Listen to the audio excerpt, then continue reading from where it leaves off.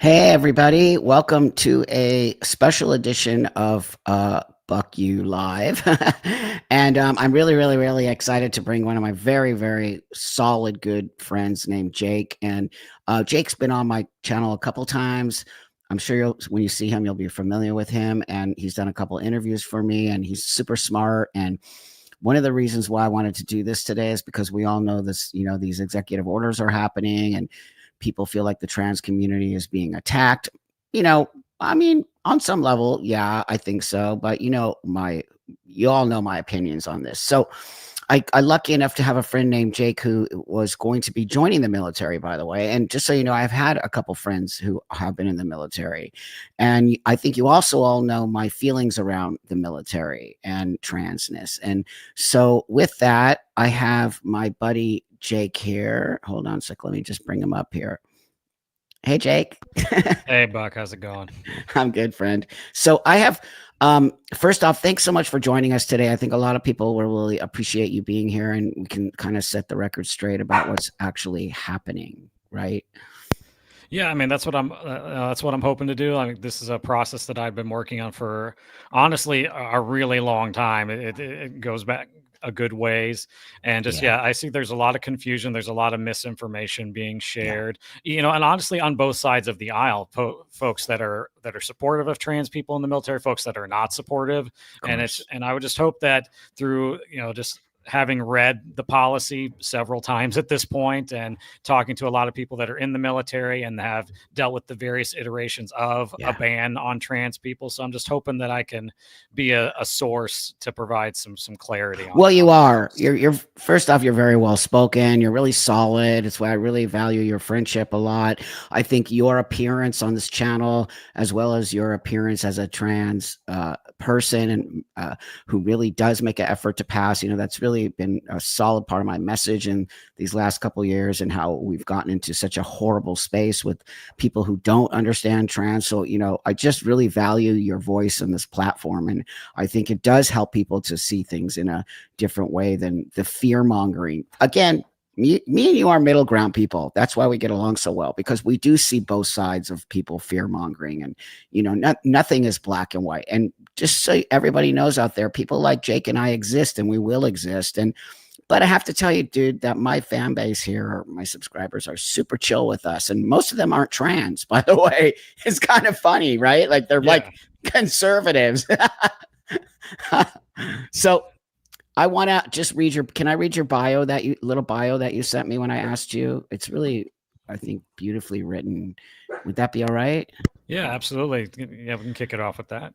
Okay, let me kick it off, and then I'm gonna give you some. But I want to read this to you all because it's just was really, really well written. And so it says, I have had a dream of joining the military since I was in my early teens. Growing up around men who have proudly served this country has always had a huge impact on me. To put yourself aside and just do what needs to be done for the good of this country has always resonated with me. I was beyond excited when the ban on trans people was first lifted under Obama. And even though it was not required at the time, I made the personal decision to complete my transition first, so that by the time I entered, there would be nothing to distract me from the mission at hand. When Trump implemented his first ban, I was still working on completing my surgeries and had a lot of progress to make on health and fitness. As soon as I was past the recovery period for my last surgery, I wasted no time getting connected with a recruiter. I was almost completely through the recruitment process when Trump signed the order of what is likely to be another ban, hoping I could get grandfathered in under the current policy. I kept moving forward. Unfortunately, processing of trans applications has now been put on hold as we await to see what policy changes are going to be made, and to also see if the lawsuit fighting the potential ban is able to make any progress. I have worked so hard towards my dream, and to feel like it's about to be taken away is devastating. It's just, I feel I always, whenever I read something, that makes me feel very emotional for you, because I see the hard work that you put in. So, with that, everybody, Jake, let's talk a little bit about what's happening with you in the military. Yeah, so things are kind of in a weird place right now because and this is something I had to educate myself a little bit. An Yeah. executive order is not a policy. It is not something that is legally enforceable. It is essentially a strongly worded request from the president directed towards a specific section of the government Mhm. to then create a policy that is enforceable by, that is legally enforceable. So Okay. as of this moment, the policy that is in effect is what was enacted under President Biden, Okay. Which is which is that trans people are allowed to serve in the military, providing that they meet the criteria that is set forth in the policy. tell And us that what the criteria is. and so that po- and so the current criteria is you have to be completed with your transition. Now they don't define what completed means, like they don't require that you have a particular surgery or you've been Okay. on or anything like that, but Okay. but you have to be completed with your transition. You have to be stable on your regimen of hormone therapy for at least a year. And Great. as far as documentation, all of your legal documents need to be updated to the correct gender marker. Okay. If you intend to enlist as something other than what you were designated as at birth. Okay. So that's great because actually I don't know about all you people here today, and thanks everybody for joining us for this special edition. I do appreciate you a lot. And again, this room is all about opinion, so please, if you push back on us, Jake and I, you are more than welcome to do that, and we very much appreciate that. But that being said, I didn't know this, and I bet a lot of people here didn't know that. So the criteria is you sort of have to be like you, right? Exactly. Exactly. You have to be Yes. a person like myself. And you also, it has to be at least 18 months since your last procedure to make sure that you are fully recovered, that you're free of any Okay. complications, Okay. anything of that nature. Because one of the big talking points I hear from the conservative side is like, well, the Yeah. military shouldn't be having to deal with paying for surgeries and this, that, and the Right. other. And I'm like, well, that's why the current policy already addresses that, not only from a financial standpoint, but also if you're entering the military and you already know you've got a laundry list of procedures that you're looking to get done, that's going to Yeah. make you essentially not successful in being able to carry out your job. That's not a great position to put yourself in for both for the success of the military and for yourself to be a functioning member of the military. So the current Excellent. policy already addresses that problem. And that was actually something that the Biden administration added in because the version that the Obama administration came up with did not have the justification of completed transition. That was something that the Biden team added in on this go around of the policy that you Wow. needed to complete your transition before entering the military. Okay, great. So this actually makes me feel happy. But here's where I'm going to sort of question this situation and push back on that. I have actually seen and I actually know somebody who did go in the military and did get some surgeries done while they were in the actual military that supposedly from their mouth that got paid for through the military. Is that something that does happen? It can because with a lot of the trans folks that are in the military have been in for a very long time. Majority of them have Sure. been in for at least a decade at this point, and so there have been different variations of policy. And it's possible Okay. that person may not have started their transition until after they were already in, and then there Okay. were folks that pretty much kind of had to transition under the radar until Right. and as far as before the initial ban was lifted under the Obama administration. So it gets a little complicated because you've had different Yes. policy changes that have happened over the course of the last several years, and people being in different stages in life, not realizing they're trans until after they've already been in the military, and then having to go through the process of getting their transition approved as far as with surgery and things like that. So it does get a little complicated. But as far as the current Right. policy for a brand new person wanting to enter the military at Okay. this moment, if you are Okay. a trans person, you need to be completed with your transition. And basically, you need to come into it with the only thing the military has to worry about for you transition wise is maintaining your hormone regimen. That's it. Which, okay, so here's where people are going to push back. And I actually did push back a little bit on this on one of my talks the other day. And I was saying that, well, that could be a problem, right? Let's say you're out in combat somewhere, let's say Afghanistan or something, right? And you're totally solid, dude, but Mhm. you need your hormones because they keep you level. And then what if you are in Afghanistan and you can't get your testosterone? What happens in that scenario?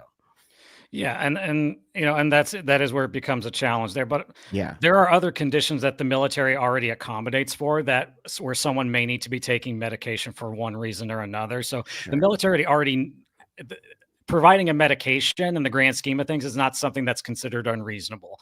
And Right. I would even be agreeable to potentially a middle ground where where maybe they decide, okay, there's certain roles that we maybe shouldn't put a trans person in within the Okay. military because Okay. of needing access to medication and other types of medical resources. I would honestly be agreeable to that Right. type of compromise because Right. they've done that before. Up until 2016, women could not serve in a combat oriented role in the military. That's right. My And sister so, joined the military I think it was in the late 70s she yeah. joined.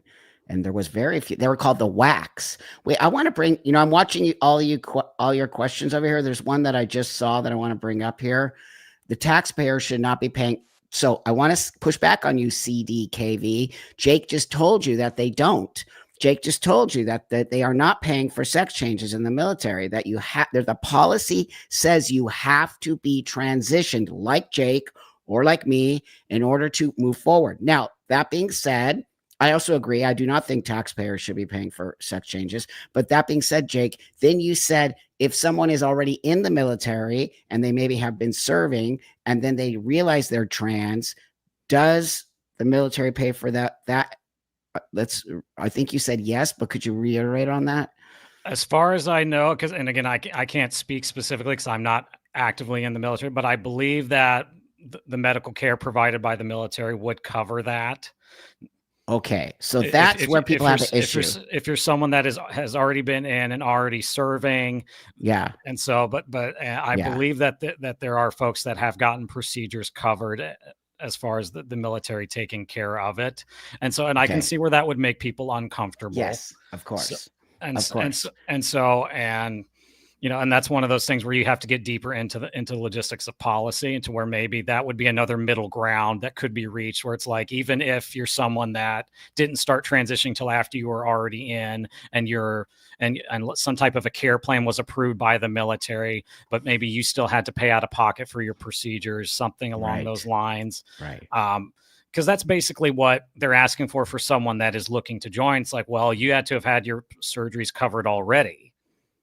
Okay, hold on. I got another one here.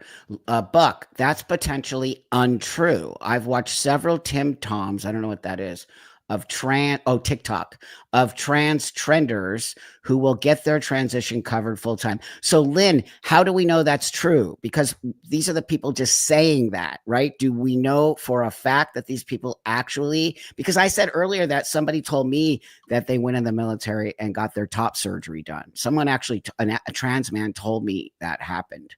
So, what we're trying to say here is this.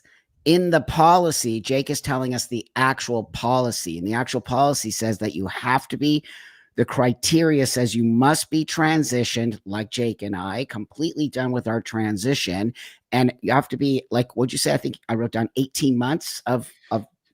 transition. Yeah. So in order to meet the eligibility, it has to be at least 18 months since your last procedure. So whatever your last procedure was, 18 months from that is when you meet the eligibility requirement. Okay, so there is a policy, everybody, and I didn't know this, and I'm not sure a lot of you knew this either, because we're listening to so much rhetoric. This is why I effing hate the internet, and I effing hate the trans community and the crazy, crazy right wing crazy people and the left woke crazy people, because everyone's throwing shit at the wall to see what sticks, and no one wants to. Can we just talk real? And that's why I really, again, Jake, thank you so much for being here, because a lot of people are going to walk away today with, oh, now they're going to be able to have an actual conversation with people. Nope, I heard from this situation that there's an actual policy to so now I want to move forward. You actually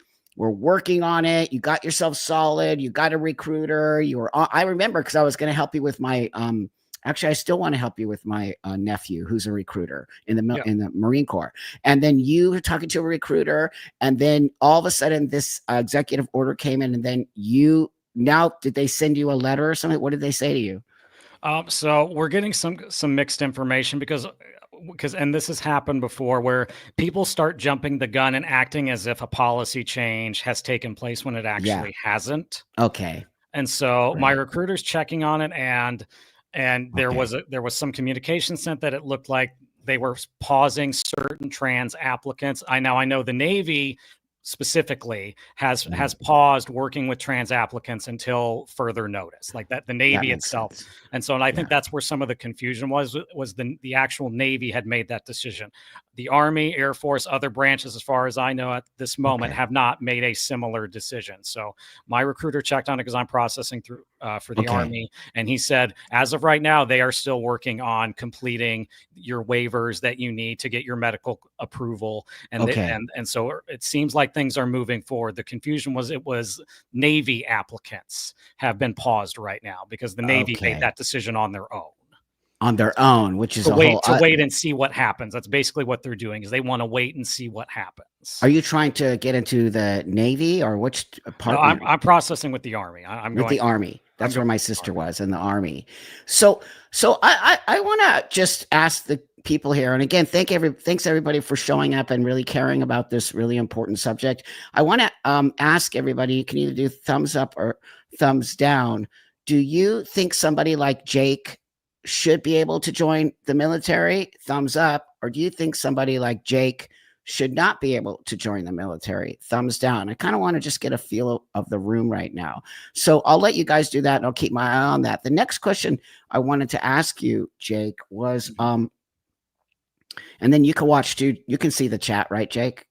Yeah, I'm trying to follow some of it, but it's like it moves so fast. I know so it does. So if you see something that I missed, where it's like somebody asks a question and you think it would be a good one for me to touch on, yeah, to try and direct it my way. Dude, totally. My mind's just like spinning out. So wait, hold on. I'm going to bring up this super chat. Thanks for the super chats, you guys. Diva Don says, hey, Diva. Buck, I sent you an IG DM, but you may not have seen it. When you say complete transition, does that mean surgery? I'm a vet. The sexes are separate in training. Great question. I wouldn't have showered with trans women. Great question. Excellent question. So for me, yes, that's a great question. I didn't even think about that, Diva, because I don't have the bottom space. Okay, so I still have the vagina. I don't know, Jake, if you want to talk about yourself personally. You don't have to explain. I can because honestly, Yeah. it's relevant to the discussion. And Great. honestly, I think where a lot of the concern comes from is body parts. People are concerned about body parts being in spaces where they really probably shouldn't be. Okay. And so, and like I touched on, so the policy says completed transition. They don't define what completed means. That's they right. they leave that to the trans person to decide for themselves what they consider to be completed. So there is no criteria. It doesn't specify you have to have a surgery. You have to have, it doesn't say that. But again, and this was something I had to do as well. I had to get a written signed statement from my doctor confirming that my transition was completed, and so that I would not be seeking further surgeries or anything like that once I enter the military. That's right. So if you provide that document and then you decide later on, well, actually, I'm going to get all these other surgeries, that can be considered a false enlistment, which is a crime. Oh, did you all hear that? That is really important what he just said. So so also when you're joining, do you have to state that you're trans? Like you could join, dude, and you no one would ever know you're trans. Do you have to actually state that you're a trans person? Yeah, you do have to be honest about that because when you go through the physical at MEPS, which is Military Entrance Processing Station, so it's where everyone goes. And when they're going through your medical evaluation, you have to disclose any medical conditions that you have and talk about any surgical procedures you've had, any medication you take. And so it's you can't hide it. You can't hide it. So there's that, because I thought, of course my mind said, well, if I, all my information says male, nobody would ever know except for my genitals. But that being said, I could just say I was born this way or I'm intersex, right? So that leading into a question I have for you that I wrote here. I have so many questions for you. Sure. What if what are some of the other situations, I don't want to say ailments or disorders or whatever, that would stop somebody from joining the military besides trans? Are there other situations? Do I you mean, know? obviously, I don't have a copy of the DoD forms on off the top of my head, but yeah, there Mhm. are other conditions like certain issues with like depression, anxiety, bipolar disorder. Okay. There's other psychiatric issues that tend to make it more difficult to join the military. Now, there is a waiver process Uh-huh. to where basically you provide extra documentation to show that you are stable and that this issue that maybe you struggled with at some point is Uh-huh. no longer something that hinders you. And it's Okay. basically very similar to what I'm having to go through in terms of going through a waiver process. Well, and I also have to have a waiver process done because I have had bottom surgery and they need to confirm that my urinary functioning and everything is all good. And there's that kind of thing. That's right. So that would be it. And so I wanted to get back to this. I apologize, Steve.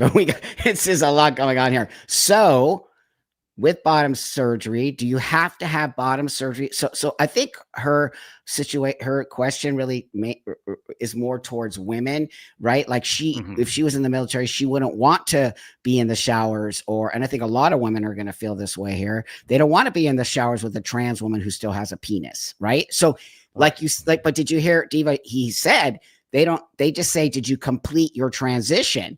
And they don't specify you have to have bottom surgery, top surgery, blah, blah, blah. They say whatever it is your transition includes. So can you answer this question, Jake? Yeah.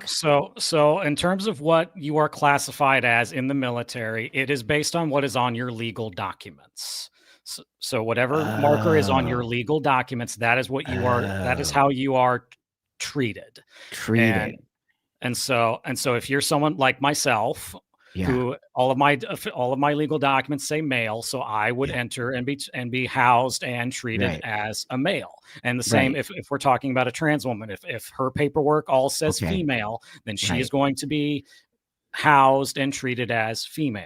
And so her I know, sex marker, they're going by the sex marker. Yeah. Right. So whatever your sex marker is on all of your legal documents. So your government ID, your photo ID, Social Security, birth certificate, passport, if you got it. So whatever those documents say, that is what they classify you as in the military. And I think that's the problem. And I think there was someone that asked a question about non-binary people. The military does not recognize non-binary as a category. It is all the government. It does now. You can't join the military if you're an ex. I've across a couple of non-binary individuals who do want to who do want to enter the military, and they understand that you have to enter as male or female. There is no non-binary, and they get they get that. They get that. They understand that this because they're for a non-binary person, I'd say they're relatively level-headed, and they get it's like hey, the they them pronouns and all this other crap. The military doesn't care about that.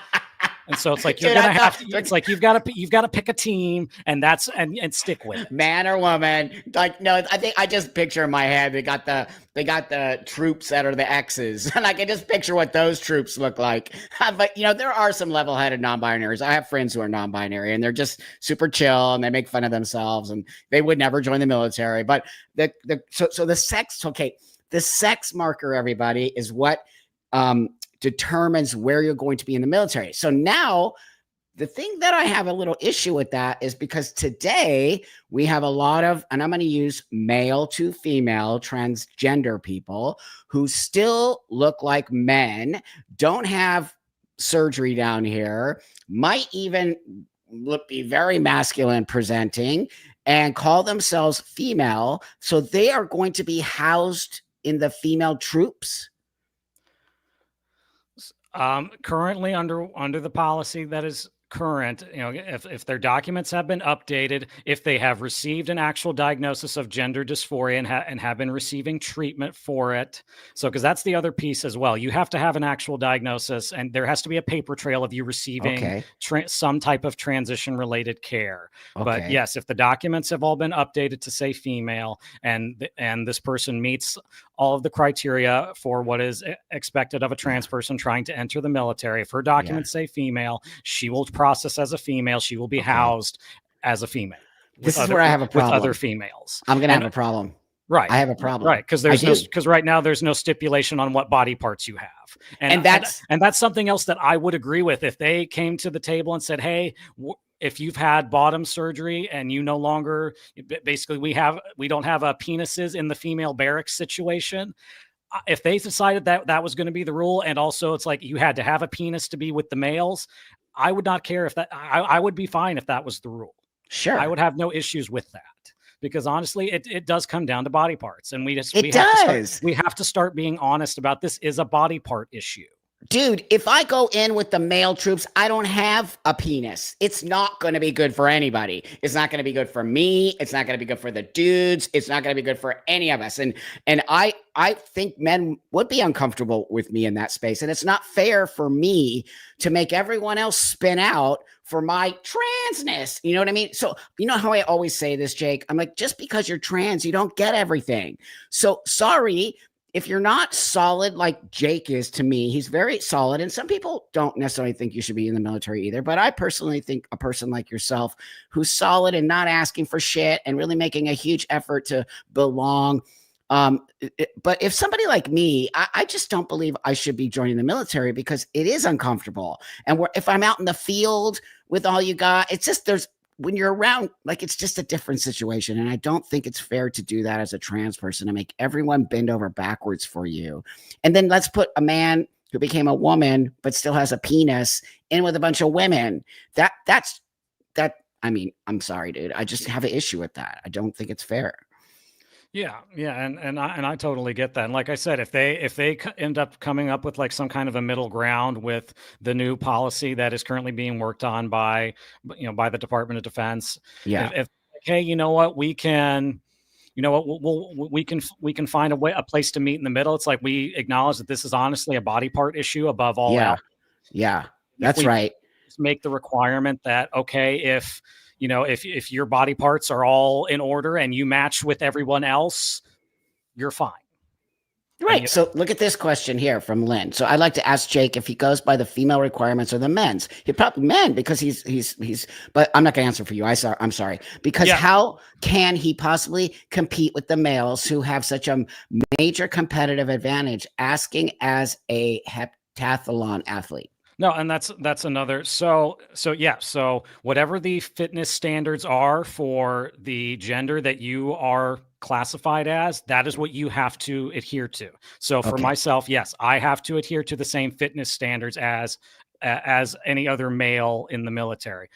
And that could potentially be another barrier for some people, that they they work on themselves and they can't hit the standard. And it's like, then they can't hit this, because that's the folks that I've talked to that have been in the military, they're like, okay, that's, again, they're not asked, because that's another misconception that I'm hearing. It's like, well, trans people, that they've reduced the standards, and that they've lowered standards so that trans people can meet the requirements. Like, actually, no, they haven't. They haven't. That's not. Right.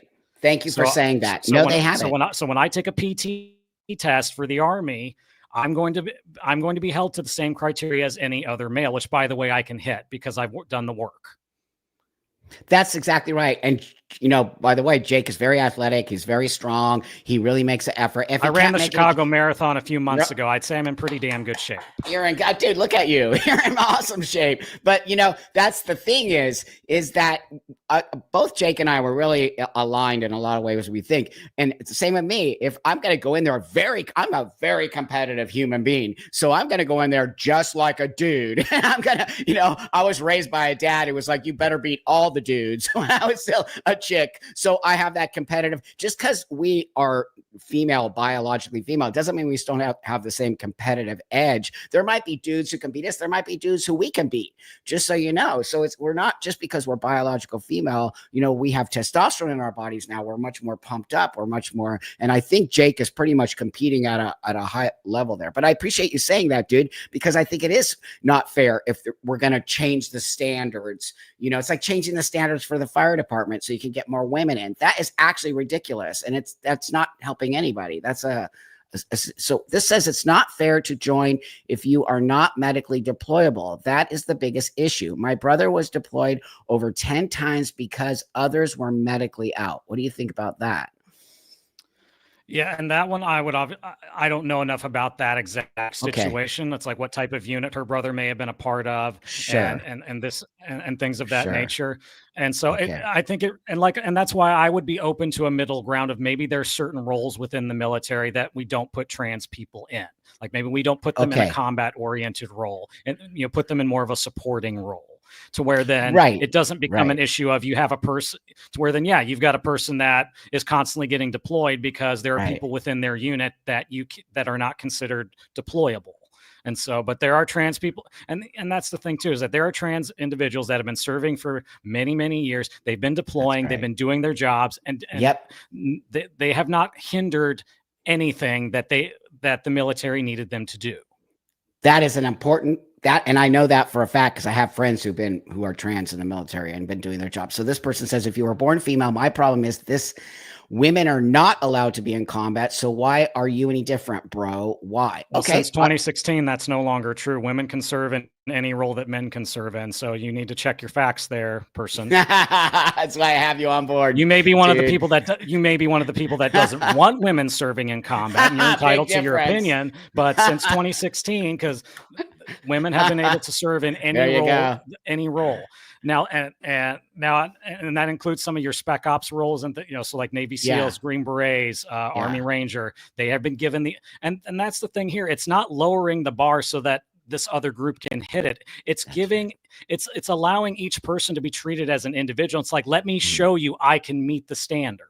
And Yeah. that's what Yeah. myself and other trans Yeah. folks that are that want to be in the military, we're not asking you to bend the rules or lower the standards so that we can hit it. We're asking, let me come to the table and prove that I can meet the standard. Well, thanks for saying this, Sharon. And I think Sharon said that they were in the military. If you could tell me again, I'll bring you up. But that being said, Jake is above 100%. Jake makes a huge effort, and Jake is really powered in. This is why I brought Jake on today, because you need to see other kinds of trans people, not just purple haired. I'm going in the military to have my sex change, and like that.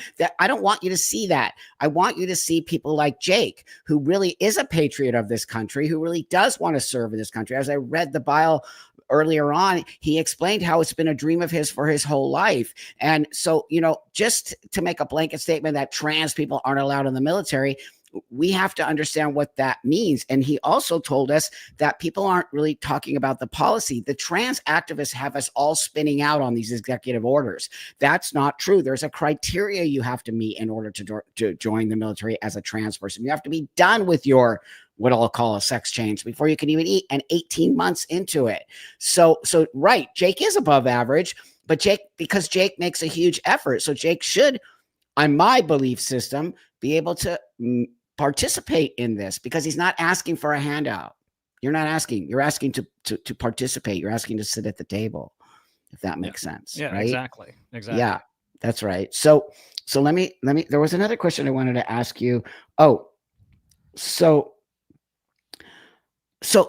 here we sit and talk today, everybody, and we are two transsexual men. So we are biological females who transition to live our lives as men, and we pretty much wanted to pass. We don't want anybody to know what our identification. And I pretty much, if me and him walk down the street, I don't think anybody here would know that situation. And that's really part of what, for me, and I think probably for Jake, that's really our ultimate goal. But today we have these different standards in the trans community. Anybody can be trans. Anyone can be this way. You don't have to pass. You don't have, and this is causing a lot of problems in the community and outside of the community. So I'm going to ask people here in the room, and then I'll ask you too, Jake, and you can say why everybody's giving me thumbs up or thumbs down. Do you think there should be? So I know we're saying a blanket statement. No trans people should be allowed in the military, right? But do you think there's a difference between a trans woman joining and a trans man joining? Or do you think it just comes down to how much you've put the effort in to become a woman or to become a man? Does that question make sense?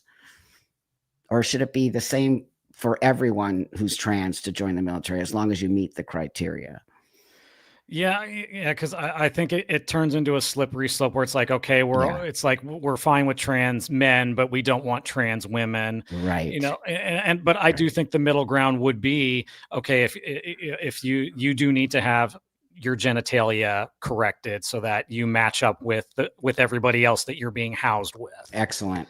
Excellent. And I agree. and honestly, for myself, being housed with males, it's like I would, when they're out in the field doing whatever it is they're doing, and the other guys get to just go use the tree as the bathroom because that's all you've got available. It's kind of convenient to be able to do the same thing.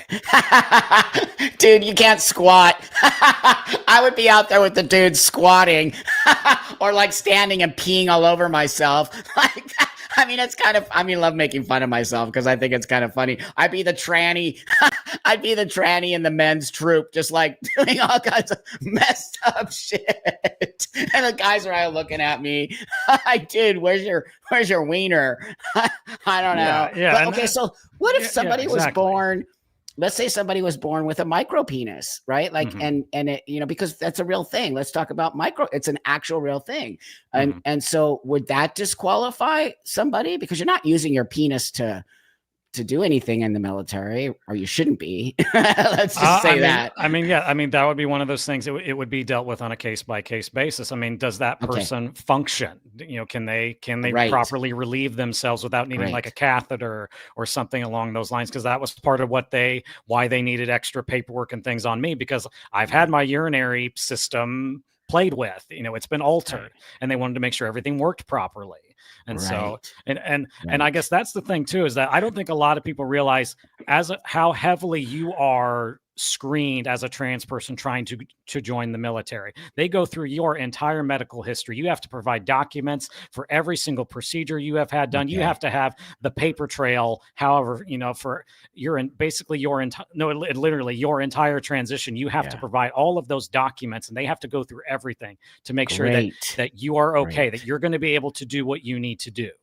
Great. I hope everyone's hearing this. If you're late to the room, and you can just watch later. But again, I'm going to reiterate what Jake's saying right here. You cannot just join the military to have a sex change. Okay. You have to be already thoroughly transitioned, like Jake, who's thoroughly transitioned. You have to actually have at least 18 months under your belt. You have to be honest to them when you are joining the military to tell them that this is happening, and you can't lie about being trans. So there are rigorous things that are happening in the military in order to be able to join. Hey, Jen Mother, thank you for joining us today. There are so many reasons why non-trans can't join the military that make not them ineligible to join, that the trans population also. Well, yeah, that's what we were talking about earlier. I think, Jake, you said there are like things like diabetes, or I think there are a lot of different conditions that are considered disqualifying, and for some of those things you can utilize a waiver process to prove that yes, I have this condition, but it will not hinder me from serving, and which is basically what I'm having to go through, is a waiver process. So it's basically those waivers allow for each person to be treated on a case-by-case basis instead of just making it a blanket thing. Okay, you have this condition, it's a deal breaker, you can't join, you're SOL. That's why these waiver systems were created. It's like, hey, certain conditions affect people in different ways. Some people have a milder case of a certain condition, whereas others it may be to where it does actually impede their ability to function. And so it's just, and that's the whole basis of not just the trans policy, but other policies that the military has adopted over the years, to be like, hey, you know what? We want to be able to have as big a pool of people to choose from as possible to fill out our ranks, and we're to treat people on a case-by-case basis instead of just issuing a blanket statement of, okay, if this condition is a deal breaker, doesn't matter if it doesn't really hinder you at all, we're just going to say no. And that's right. How we fight and win wars has changed so drastically over the course of history. It's like, yes, do we still have boots on the ground, your old school combat things, actually fighting and killing each other? Yes, those things still exist, but there are so many things within the military now and types of war fighting that is not just out in the field shooting at people. And those are those types of rules are things that a trans person or someone that has some type of medical situation can successfully do, and they're not going to be considered a danger to themselves or the people around. They're not a hindrance in that. And that's, if you're sitting in a room doing some cool hacker spy shit on a computer, totally. You know, you're gonna have access to medical care. You're gonna have access to those things, and that's what. but we that's why, need again, people I'm like agreeable that. to. You're right. It's not Yeah. 1950 where we're, having, now we actually have like computer warfare and things. And, it's weirdly so that a lot of trans women tend to be in the computer programming world. And so I think that's a great analogy there, because maybe instead of putting trans women out in the combat field, maybe we can utilize them if they have great skills in the computer science. The only thing I've ever had an issue with, Jake, is I don't believe somebody should be able to join the military to get a sex change. But you cleared that up with me today, and you cleared that up with all of us. You cannot join the military to get a sex change. I want to say this before I move on. Tank, thank you, Tank. As a vet, 2000, 2005, thank you for serving. We appreciate you. With a combat tour in Iraq, 2000, that must have been rough, to 2005. And from a day when being a friend of Dorothy, right on. God, I haven't heard that in a long time, meant something. As long as you're physically and mentally able, welcome aboard. Right on. That's from a vet. We appreciate you. And that is all us trans folks who are already in the military, or someone like myself who's trying to. That is all we are asking for. And honestly, the consensus within the military, from what I've heard of people that are actively serving, and even folks that are veterans, they're like, as long as you can do the job, we don't care. Because when shit hits the fan and you've got to count on the person to your left and your right to have your back and to do what needs to be done, you're not going to sit there and be like, well, hang on, that person's trans. It's like you care about you care about, can they do the job? That is, and also I keep saying, if any of us were in the field with Jake, and it's not going to be an issue. No one's going to talk about your transness, because you don't even want to talk about your transness. So it's not even ever going to come up. It's just going to be like, you're going to get to know Jake, who happens to be a super awesome, lot of integrity, a solid dude, and you're going to become friends with him. The trans shit's going to be over here. I keep reiterating, the reason we are in the situation we are today is the trans activists, trans, queer, non-binary, A, B, C, D, pee, pee, poo, poo, have created this illusion. And it really puts Jake and I in a space that says, hey, wait a minute here. Jake and I want to sit at the table with you guys. We want to be a part of this world. You think we went through all this? It's not easy looking the way we do. We had to really work our asses off to get. I mean, you understand, right, Jake? I don't know how you feel about that. Exactly. And the funny thing is, all the weirdo trans people that the conservatives like to go on about, it's like, well, and this, that, it's like the people that they're the most worried about not being in the military, those people don't want to join anyway. That's right. It's a non-issue. The weirdos with the crazy hair and the I turn into a 2-year-old if you use my wrong pronouns. Those people don't want to join anyway. So if you don't got to worry about it. They don't want to join anyway. I mean, you're totally right on, but they're the ones. The thing that sucks, dude, is they're the ones causing all the problems. So if those fuckers would just go away, dude, we probably wouldn't even be having this conversation, to be honest with you. But the good thing about them is that we're exposing, and it will come back. I just gonna guarantee you, I've been doing this a long ass time, and as you have, it will come back around, because people will see the actual transsexual people and say, hey, wait a minute, these people were suffering and they got their shit together. We're not asking you, Jake and I are not asking you for anything. Everything we've done on our own, and we want to participate. And I think that the other people are giving this idea, their hand is out constantly. Gimme, gimme, gimme. I'm victim-y. I'm this. Help me. The world hates us. Nope, the world doesn't hate you. You hate yourself, and you're making the world hate you. So Den Mother says, depression is non-waiverable from my previous. Not in all cases.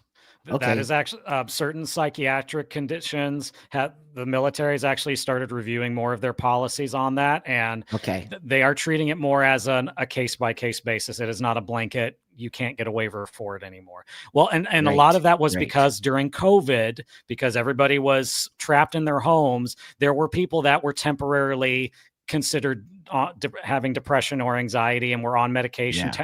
And then once COVID went away and people got to go back to being normal again, a lot of the issues they were having weren't there anymore. And so the military has acknowledged that some people can have a temporary issue and then you're fine and you can move on. So and also again, it speaks to the fact that a lot of the military is not purely combat oriented, or it's a different kind of combat. It's not out in the field shooting combat. It's cyber warfare. It's all those all these new ways of doing things.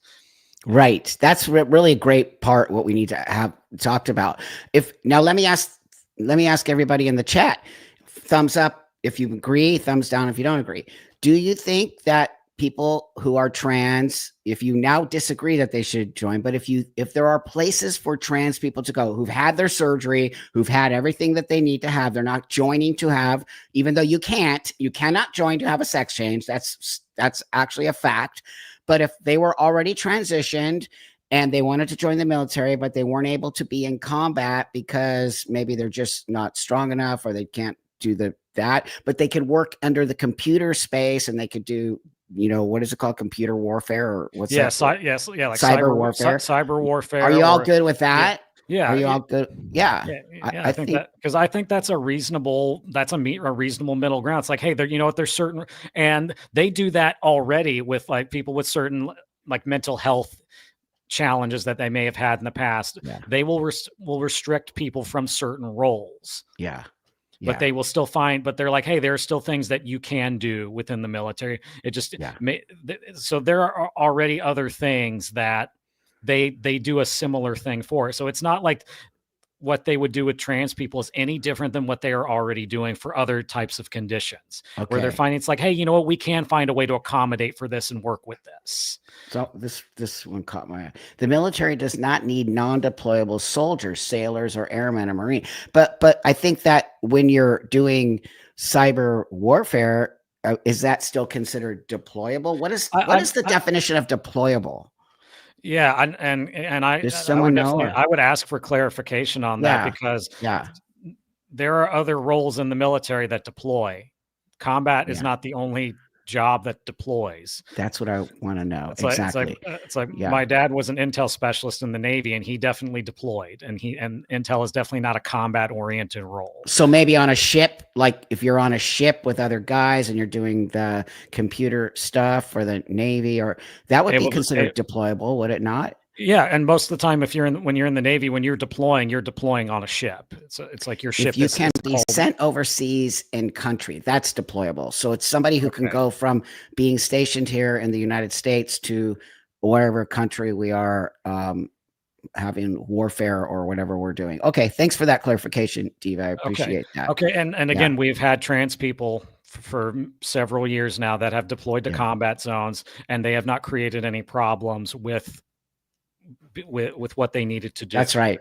So, and those people need to step up and speak out a little bit right now, so that people can see we've had trans people in the military for a long time, and that, they do. If you can, the bottom line is this: I don't give a fuck if you identify as a cat, dude, but can you do the goddamn job? Do you need a litter box? Because if you need a litter box, you ain't joining the fucking military. But if you're a cat who doesn't need a litter box and you can do all the shit everybody else can do, I have no issues with you joining the military. But it's gotten so stupid now that the trans activists have made it seem just like everyone is transphobic. No, come on, people. We got to get back to a sense of reality for trans people. And with the criteria that the Department of Defense put out with the current iteration of policy, I have no issues with them making the requirement of completed transition. Not only because the government paying for someone's gender transition, I don't think is necessarily a great idea,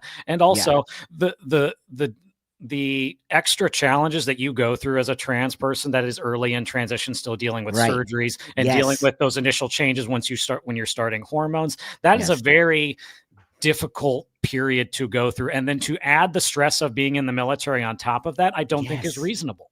I don't think the military should have to try to accommodate for that. Yes. Thank you. Oh my God. See, you're so reasonable, dude. I just saw something here I want to say. I'm a veteran. The lesbians made me more uncomfortable because they had visible sexual. Oh, this is great. I actually want to say something. I didn't mean to laugh. Sorry, but I'm just going to laugh because I'm going to tell you something. Because they had visible sexual relationships in the same tent we had. That's not okay. I couldn't be with my romantic partner, but they can. I totally have to say that I understand what you're saying. And I don't think it's fair to put. I would feel the same about if I was in somewhere as a gay person and I started to having to see heterosexual people like doing that. I also wouldn't necessarily think it's not comfortable to have any sexual stuff in front of you that's not consensual. So my sister said the same thing, you guys. She joined the military, I think, in the late 70s, and she said like all the women were lesbians, and my sister's like a butch chick cowboy. You would literally think she's a les, but she's not. And then she said that was the thing that actually made her the most uncomfortable in the military. Not the way men acted to her, not how fucked up they were to her and mean and all that. It was the actual gay women who hit on her. So thank you for that. I appreciate you being so honest here. Thank you for that. So some people might feel the same about a trans person, but I'm going to keep going back. Jake, you would never know Jake is trans, and I doubt you'll be talking about that when you join. Right? No, it's not. It's very much and that's how I live my life. Outside of military, which I'm not. Obviously, I'm not in yet. We're almost there, working on it. But no, it's a need to know basis type of thing. If it's relevant to the conversation and it might be beneficial for me to talk about it, I do. Right. But it's not information I volunteer just because just for shits and giggles. Because to me that's stupid. Right. That's just it. It's like because to me, the trans thing, it is not a core central piece of who I am as a person. And nor should it be. It shouldn't be. I mean, it's our disorder. It's like, to me, this is a medical issue that I had to deal with. I've dealt with it to the best of my ability. I feel I can be happy and productive with my life now. And now this can be just a piece of something that is just, it is part of me, but it's not the biggest part. It's just a part. That's right. And that's why you're so awesome. And that's why really your voice will add such a beautiful space to this really we're in such this country is just turning around.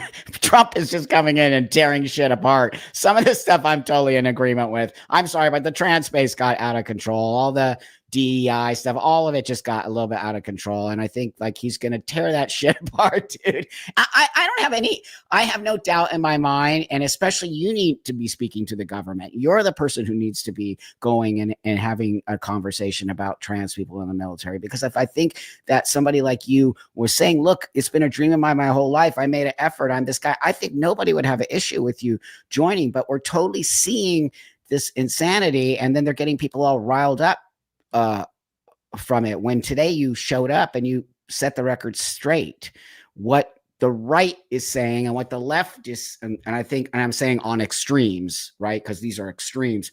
They're both lying about the situation. And today we come together to say, hey, wait a minute here.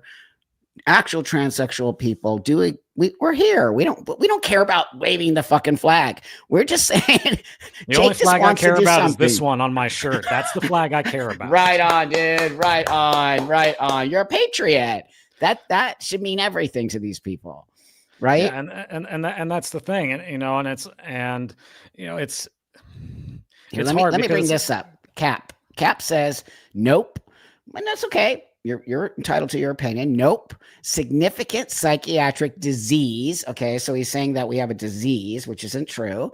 Requiring daily meds. We don't take daily meds. And surgery. Surgery can be a one-time thing, by the way. What if you got your knee surgery?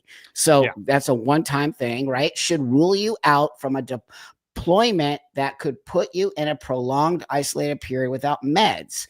So you go ahead and say. And so, and I would say, as far as like where you're in like a purely isolated location where you have no access to normal things, that's where again we can get back into, okay, maybe there's certain roles that we should not have trans people in those more traditional combat roles where you're out in the field for days, weeks at a time, you know that kind of a thing. But it's like when other types of units deploy, they build them basically like a little town out wherever that is they're going to be. They have medical and all the different things that you need. It's like deployments isn't just combat. Thank you. There are all kinds of different operations that deploy. Also, we don't, I just want to push back on you, Cap, and I appreciate you putting that there. Thank you. Thank you. But I also want to push back on you. We don't take daily meds. Okay. We take our testosterone shot. Some of us do it bi-weekly. Some of us do it weekly. Some of us have different ways of doing that. Now, biological men have low testosterone levels sometimes, and they have to do supplementation, which is called HRT. And I'm wondering if the military would consider that a medicalized space, or would they consider that normal and natural because biological males hormones, we're like biological men who our hormone levels are this. So I can tell you the longest I've gone without a testosterone shot has been about a month.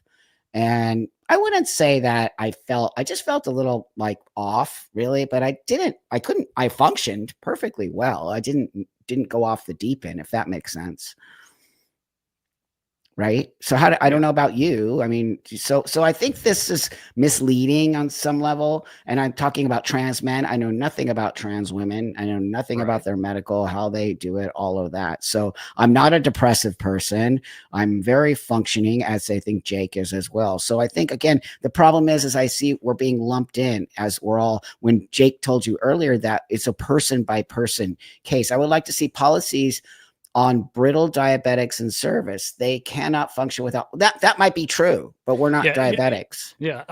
If you're a diabetic that is insulin dependent, you cannot even get a waiver for that. If you're insulin, but that is very different. A person that relies on insulin, not having access to insulin. That's right. Different. That person can die. We're not going to die if we miss our hormones for a few days or however long, in case there's like a delay in shipment of the medication getting to wherever you are. That's right. A diabetic that's insulin dependent can die. It's like, we're not going to die without testosterone. We're just going to, we're just not going to be having a good time. We're just not going to be having a good time.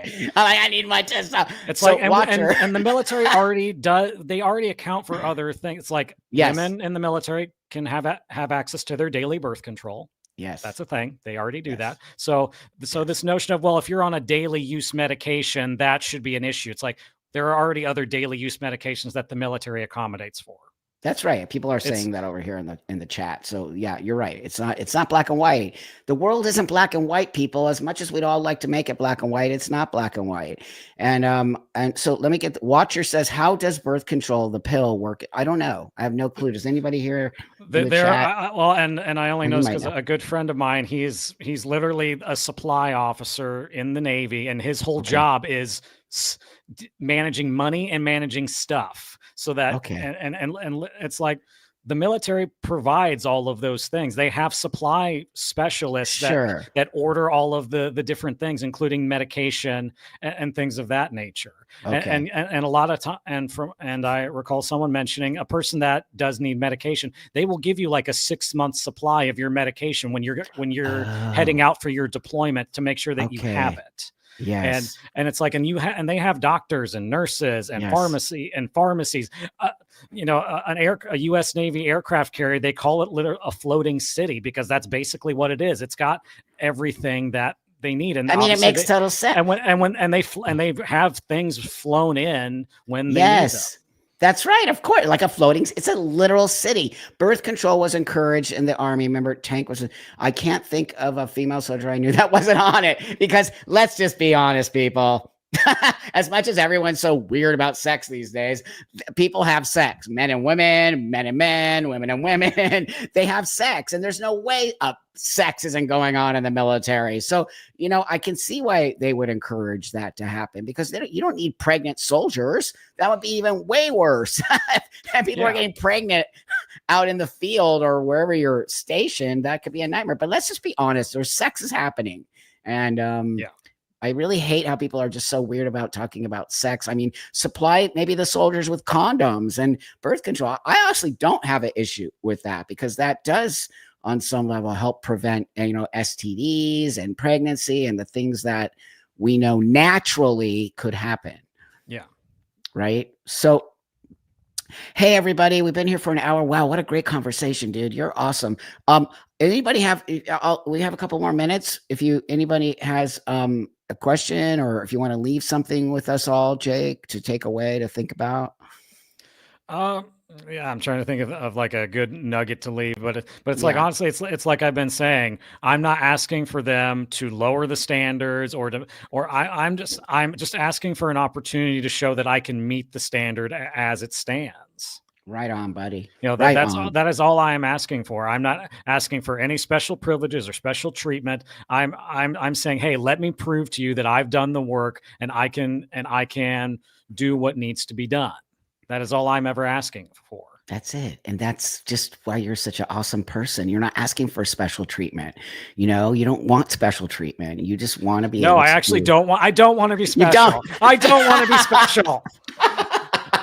You literally don't. You literally just want to slide right in as Jake the dude. Like, I don't want to talk about being trans. I just want to pee on the tree out in the middle of the woods like all the other guys do. That's all I ask for. And I hear you, dude. I totally hear you. That's what we're talking about here, people. So take that with you, everybody. Know that we're not all the same. Know that, that transsexual people exist. They'll be here, but we're not asking for free passes, and Jake's not asking for a free pass. So why don't you send Jake lots of love and hope that we get him into our military, because we as a country would benefit a lot from Jake being in the military. So with that, thanks everybody. I do appreciate you all so much. Comments help this channel. As you know, YouTube is a little bit watching me because I have a different opinion. But that being said, you all are helping this channel grow, and we're really getting these messages out there. And I can't do any of this without all of you helping to support the channel. And so you all have an awesome, great day. If you need anything, just send me a DM or whatever. And then, but pass this around. That's what I want to say. Pass this around to the people who keep putting misinformation out there, and we'll start to get back to a more grounded society. God bless America. yeah, God bless See America. See you guys later. Have a great one.